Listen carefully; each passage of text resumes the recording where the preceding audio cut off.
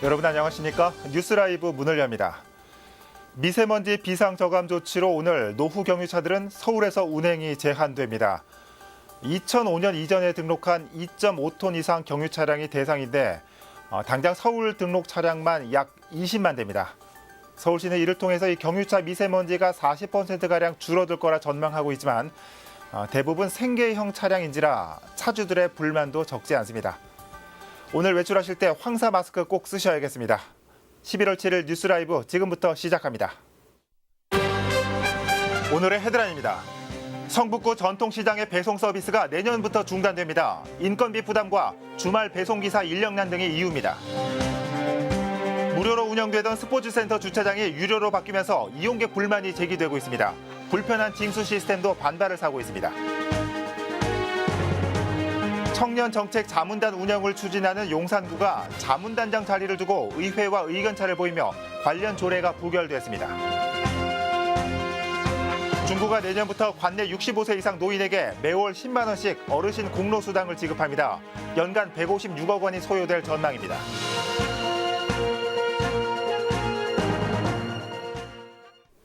요즘 물건 살 때 배송 서비스는 필수로 자리 잡고 있습니다. 전통시장도 예외는 아닙니다. 그런데 성북구 전통시장의 경우 내년부터 배송 서비스가 중단될 것으로 보입니다. 이혜진 기자가 취재했습니다. 무거운 장바구니를 집 앞까지 가져다주는 전통시장 배송 서비스. 채소나 과일 등 무게 있는 품목을 판매하는 상인들에게 배송 서비스는 필수입니다. 배달을 못 해주면 그 손님을 놓치는 거잖아요. 그러니까 우리도 오늘 들어서라도 이제 이걸 하는 거지.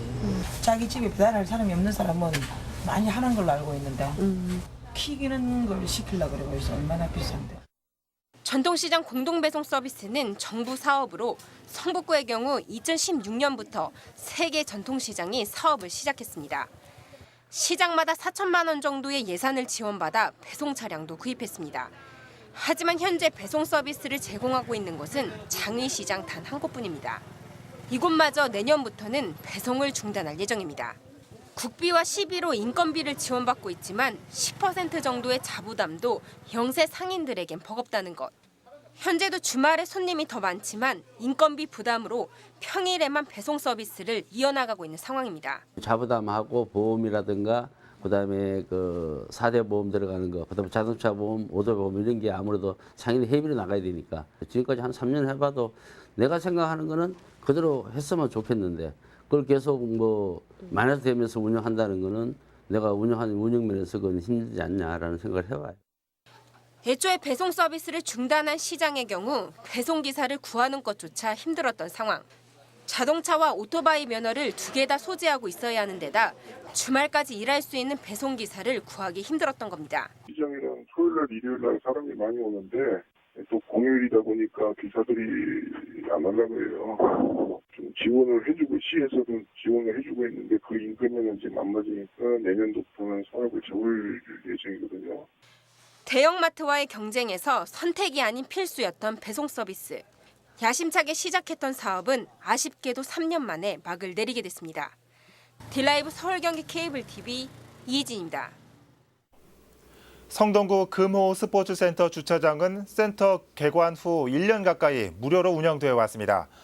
그런데 센터 측이 이달부터 주차비를 받으면서 이용자들의 불만이 터져나오고 있습니다. 보도에 조성엽 기자입니다.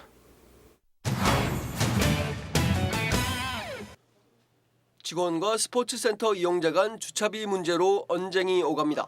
시간이 지나면 그러니까 여기 입장을 내가 바꾸자는 게 아니고요. 내가 그런 의문을 가지는데 잘못됐다는 거예요. 금호 스포츠센터에서 이달부터 주차비를 징수하자 생긴 갈등입니다. 센터 측은 이달 1일부터 이용자를 대상으로 1개 광자 수강 시 2시간 1,000원, 2개 광자 수강 시 4시간 1,000원의 주차비를 받고 있습니다. 월 정기권은 15,000원입니다. 그러자 이용자들의 반발이 터져 나오고 있습니다. 개관 후 1년 가까이 주차비를 받지 않다가 갑자기 주차비를 지불해야 하는 데 대한 불만입니다. 많아요 지금 불만이. 이것도 뭐 처음에 2만 원 받는다고 그랬는데 계속 민원을 넣는 것 같더라고요. 민원을 넣으니까 회원 한해서만 15,000원을 해주겠다고. 이용자들은 결제 시스템도 불편하다고 입을 모읍니다. 주차장 진출입로에 신용카드 결제라고 써붙어 있긴 하지만 실제 결제는 안 되기 때문입니다. 주차비는 일일이 센터 내 안내 데스크에 가서 결제해야 합니다. 이거를 왜 또 확인 받으러 와야 돼? 여기 왔다가 또 언제 시스템을 너무 불편하다 진짜. 성동구는 마장체육센터와 성동구민체육센터 등 구에서 운영하는 모든 체육센터에서 주차비를 받고 있다며 문제될 것이 없다는 입장. 더구나 금호 스포츠센터의 경우 주차비가 무료인 탓에 비이용자들의 무단 주차가 난무했다며 주차비 징수는 궁극적으로 이용자들이 편히 주차할 수 있도록 배려한 것이라고 강조했습니다. 그러다 보니까 이제 회원들은 주차를 못하고 불법 수정차 문제가 너무 많이 생겨가지고 한 분이 상주를 하셔가지고 그걸 하셔야 되는데 따로 인건비를 낼 만큼 그걸로 운영이 안 될 것 같아서. 실제 비이용자의 경우 주차 요금을 차등 적용받아 시간당 3,000원을 내야 하고 이에 부담을 느껴 돌아가는 차량도 목격할 수 있었습니다. 주차장 역시 예전보다 한산하다는 게 이용자들의 말입니다. 그럼에도 주차비 징수가 문제되는 건 이용자들에게 사전에 충분한 설명과 양해가 없었다는 것, 무료에서 유료로 전환한 것에 대한 이용자들의 심리적 반발이 커진 가운데 당분간 논란은 계속될 것으로 보입니다. 딜라이브 설경기 케이블 TV 조성엽입니다. 성장현 용산구청장의 민선 7기 공약 중 하나는 청년정책 자문단의 운영입니다. 자문단의 의견을 바탕으로 청년들이 직면한 문제를 해결해 나가기 위해서인데 이 제도적 근거가 되는 안이 구의회에서 부결됐습니다. 자문단장 자리를 놓고 집행부와 구의회 간의 의견이 좁혀지지 않은 겁니다. 이재용 기자입니다. 지난달 25일에 열린 용산구의회 복지건설위원회 심의 결과 서울시 용산구 청년기본조례안이 부결됐습니다. 조례안엔 청년정책 기본계획에 대한 규정과 자문단을 설치하는 내용 등이 담겨 있는데 성장현 용산구청장을 자문단장으로 정하는 내용에 대해 일부 구의원들이 반대하면서 안이 통과되지 못한 겁니다. 설혜영 복지건설위원장은 청년들이 자유롭게 의견을 나누기 위해선 청년이 자문단장을 맡는 게 바람직하다고 강조했습니다. 구청장은 자문단이 논의한 내용을 집행하는 역할을 하는 것이 맞겠다라고 본 거고요. 구청이 수용을 해서 수정을 하는 것이 저는 맞다고 생각합니다. 집행부는 그럴 수 없다는 입장입니다. 성 구청장이 자문단장을 맡아야 정책 수립에 속도가 난다는 이유에서입니다. 구심점이 되어갖고 실행력이 더해질 거라 저는 생각합니다. 단장님은 이제 청장님 그대로 가는 거고요. 그 자문단 내에 청년정책위원회를 두고 거기에 위원장은 호선으로 선출할 예정입니다. 이미 지난 7월부터 한 달간 청년정책 자문단을 공개 모집해 239명의 청년을 모은 용산구는 오는 12월 내로 자문단을 출범시키고 부결됐던 안건을 내년 첫 회기 때 재상정할 계획입니다. 딜라이브 서울 경기 케이블 TV 이재용입니다. 지방의회 의원들의 공무국외 연수에 대한 외유성 논란이 새로 꾸려진 지방의회에서도 계속되고 있는 가운데 종로구회가 의회 스스로 투명성을 강화하겠다며 조례를 제정했습니다. 송지현 기자입니다. 해마다 터져나오고 있는 지방의회 의원 공무국외 연수 논란. 시찰보다는 관광의 성격이 짙은 일정으로 외유성 연수라는 의혹이 제기돼 왔습니다. 종로구에도 종로구의회 의원 공무국외 여행에 관한 규칙이 있었지만 사실상 유명무실하다는 지적이 이어져 왔습니다. 이에 종로구의회는 기존 공무국외 여행에 관한 규칙을 폐지하고 투명성을 강화하는 내용을 담은 공무국외 활동에 관한 조례안을 제280회 임시회 제2차 본회의에서 가결했습니다. 규칙보다 법적 강제성이 있는 조례를 제정해 의원들의 해외 공무 활동의 투명성과 책임성을 강화하겠다는 겁니다. 규칙이다 보니까 사실 유명무실하다고 봐야죠. 해외 여행이 아닌 우리가 당당히 활동할 수 있는, 해야 되는 그런 일에 대해서 규칙이 아닌 조례가 꼭 필요하다고 생각해서. 조례안의 주요 내용을 보면 먼저 제목을 공무국외 여행에서 공무국외 활동으로 변경해 여행이 아닌 제대로 된 활동에 임할 것임을 명시했습니다. 여기에 1일 1회 이상 공무 관련 기관을 방문하고 출국 30일 전까지 활동 계획서를 제출한 후 공신력 있는 심사위원회의 심사를 받도록 규정했습니다. 특히 공무 국외 활동 계획서와 귀국 후 보고서를 홈페이지에 게시하도록 해 주민들이 언제든지 볼 수 있도록 했다는 점도 주목됩니다. 국민의 혈세로 우리 주민들이 내는 세금으로 그런 국외 활동도 하는데 당연히 미리 사전 활동 계획도 작성을 해서 또 어떤 활동을 했다는 내용도 보고서를 저는 작성해야 되는 게 우리의 당연한 의무라고 생각을 합니다. 의원들의 국외 활동이 투명해질 것이 예고됨에 따라 주민들 또한 반기는 입장입니다. 투명성 있는 거는 어디 가도 어느 국민이든 반대하지 않을 거라고 생각하고요. 또 뭐 여행을 가는 것도 중요하고 답사를 가는 것도 다 중요하지만 그래도 사용처는 분명하게 밝혀지는 것이 좋다고 저는 생각합니다. 그동안 쉬쉬하며 숨겨왔던 지방의회 의원들의 공무 국외 연수 활동.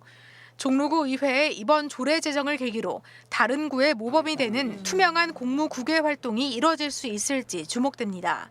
딜라이브 서울 경기 케이블 TV 송지연입니다.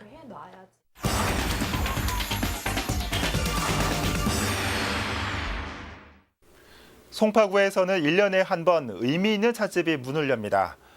미혼모와 한부모 가정을 돕기 위한 1일 찻집입니다.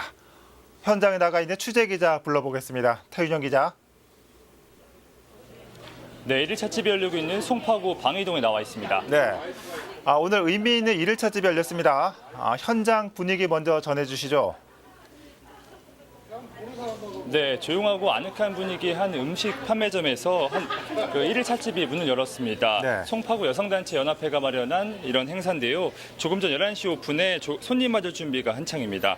다양한 찻잔들과 과일 등도 곳곳에서 보이고요. 예. 오늘 커피를 포함해 생강차와 자몽차 등 5가지 종류의 다양한 차들이 준비됐습니다. 예, 어려운 이웃을 위한 찻집이라고 들었습니다. 어떻게 문을 열게 됐을까요? 네, 좀 더 자세한 이야기를 나눠보기 위해 송파구 여성단체 연합 회장 모셔 다양한 이야기 나눠보겠습니다. 네. 회장님 안녕하십니까? 안녕하세요. 먼저 이 행사에 대해서 소개 좀 한번 부탁드릴게요. 네.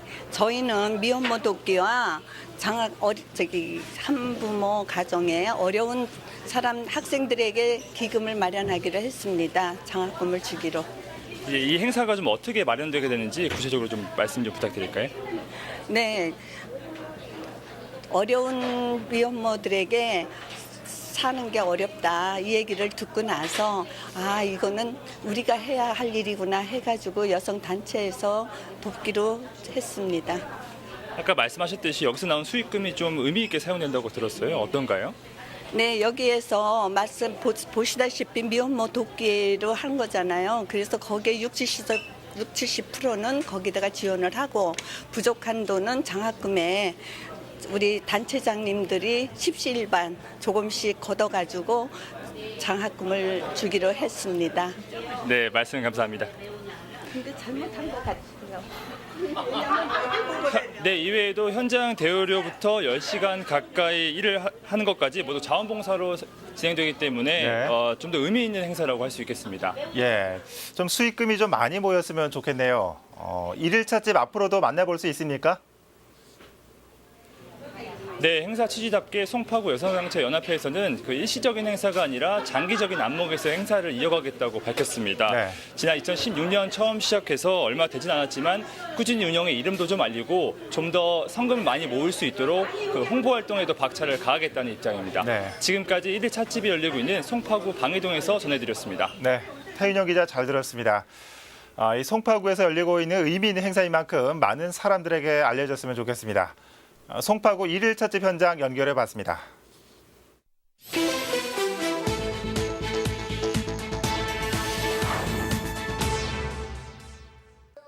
어젯밤 11시 53분쯤 강동구 둔촌동 일대에 멧돼지 무리가 출몰했다는 신고 10여 건이 잇따라 접수됐습니다.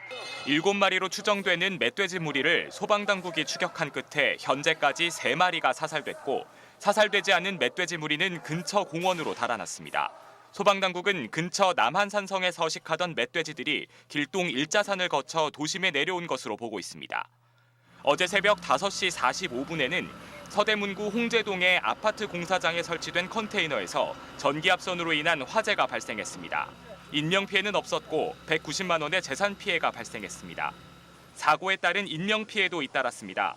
어제 오전 11시 10분쯤에는 강남구 역삼동의 공사장에서 작업 중이던 인부가 추락하는 사고가 발생했습니다.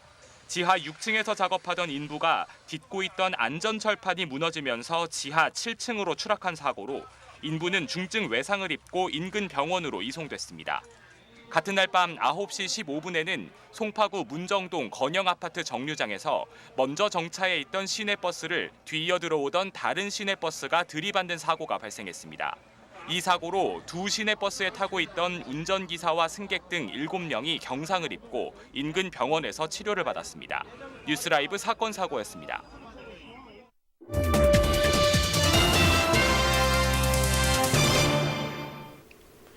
행정 슬림화를 목표로 추진됐던 동통폐합 기억하십니까? 지난 2006년 마포에서 시작돼 이 서울시 전역으로 확대됐었죠. 당시 통폐합됐던 일부 동에서 다시 동을 나누자는 논의가 일고 있습니다. 천서영 기자입니다. 마포구 서교동입니다. 지난 2008년 동 통폐합으로 인해 동교동과 노고산동 일부가 포함돼 현재의 서교동으로 통합됐습니다. 동 면적은 1.65제곱킬로미터로 살고 있는 주민들은 대략 24,900여 명. 하지만 최근 서교동의 분동이 논의되고 있습니다. 서교동으로 흡수됐던 동교동을 되살리는 방안입니다. 구가 분동을 논의하는 이유는 행정 여건의 변화 때문입니다. 동의 기능이 과거와는 달리 다양한 복지 서비스를 요한다는 것. 서교동과 공덕동의 경우 면적도 작지 않은 데다 거주하는 주민들도 많아 하나의 동주민센터가 관할하기에는 어려움이 많다는 판단 때문입니다. 실제 공덕동의 경우 4만 명 가까이 거주하면서 염리동이나 대흥동이 4배에 달합니다. 복지 행정 수요라든가 이런 행정 수요가 많이 늘어나면서 그 단순하게 그냥 일반 행정을 한다는 게 아니고 어떻게 보면 인권 감수성을 가진 직원들이 필요하거든요. 협치적 사고도 필요하고 이런 것 때문에 두 개 동이 조금 비교적 높고 행정 수요가 많은 동을 지금 대상으로. 여기에 서교동의 경우 홍대 상권이라는 특수성으로 유동 인구가 많고 두 동 모두 단독 다가구가 많아 아파트 위주의 지역보다 행정력이 더 많이 필요하다는 입장입니다. 구석구석 제가 이제 순찰을 다니고 싶어도 걸러지는 지역이 좀 많이 있어요. 그런 데는 이제 주민들이 불편한지 어쩐지를 제가 살피지를 못하고 또 행정력이 좀 미치는 데 좀 한계가 있지 않나 이런 생각이 듭니다. 동 분리를 통한 동교동 복원도 중요한 목적 중 하나입니다. 김대중 대통령 생가를 중심으로 민주화 성지를 만들겠다는 계획으로 동교동의 역사적 의미를 되살리고 관광 인프라의 한 축으로도 삼겠다는 보관입니다. 김대중 대통령의 사전은 동교동에 있고요. 최규화 대통령의 사전은 서교동에 있습니다. 근데 이걸 합쳐가지고 서교동으로 만들었어요. 그래서 저는 이 지역을 분동을 옛날까지 분동을 해서 동교동은 김대중 재단을 중심으로 한 동, 그리고 서교동은 걷고 싶은 거리를 중심으로 한 동, 이렇게 해서 관광을 활성화하는. 마포구는 이미 지난달 동 분리와 관련한 연구 용역을 의뢰한 상태입니다. 이달 안으로 주민 설명회를 개최하고 오는 12월 중으로 분동과 관련한 입장을 정리할 계획입니다. 한편 마포구는 지난 2007년부터 2년간 행정조직 슬림화를 위해 24개였던 동을 16개로 축소하는 동 통폐합을 실시한 바 있습니다.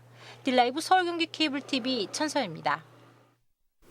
서양호 중구청장이 기초연금과 기초생활수급 대상인 어르신들에게 매달 10만 원의 수당을 지급한다는 계획을 발표했습니다. 정책이 시행되면 매년 156억 원가량의 구 예산이 투입될 전망입니다. 진기훈 기자입니다. 서양호 중구청장이 중구 어르신 공로수당 정책을 발표했습니다. 지역 내 만 65세 이상 어르신 중 기초연금과 기초생활수급 대상자에게 인당 월 10만 원의 공로수당을 지역화폐 형태로 지급한다는 것이 정책의 골자입니다. 이번 정책이 시행되면 중구 노인 인구의 약 60%인 12,700여 명이 수당을 받게 됩니다.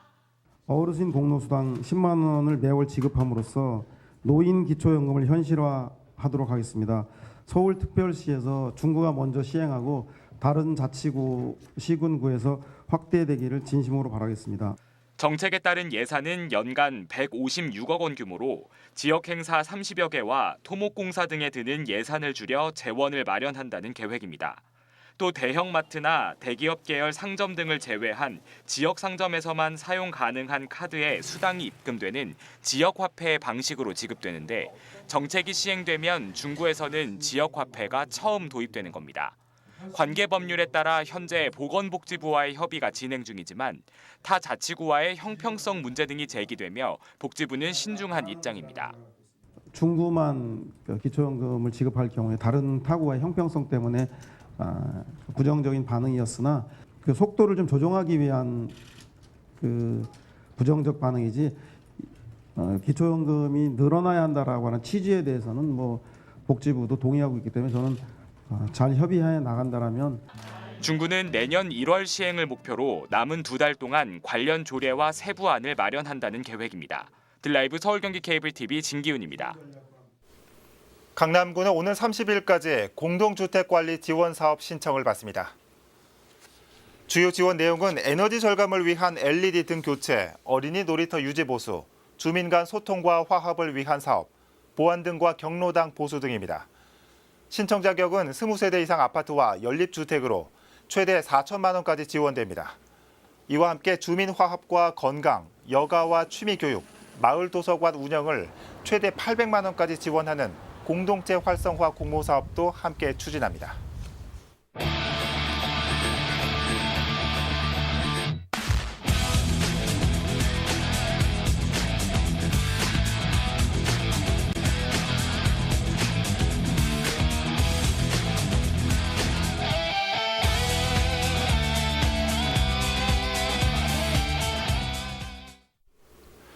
무상교복에 산모수당에 오늘 전해드린 어르신 공로수당까지 최근 서울 초선구청장들이 내세우는 특색 있는 복지정책들이 눈에 띕니다. 이른바 사회적 약자들을 지원하자는 뜻의 반기를 드는 사람은 없겠지만 자치구 운영의 전체적인 무게중심은 어떤지 살펴볼 필요도 있을 겁니다. 뉴스라이브 마칩니다. 시청해주셔서 고맙습니다.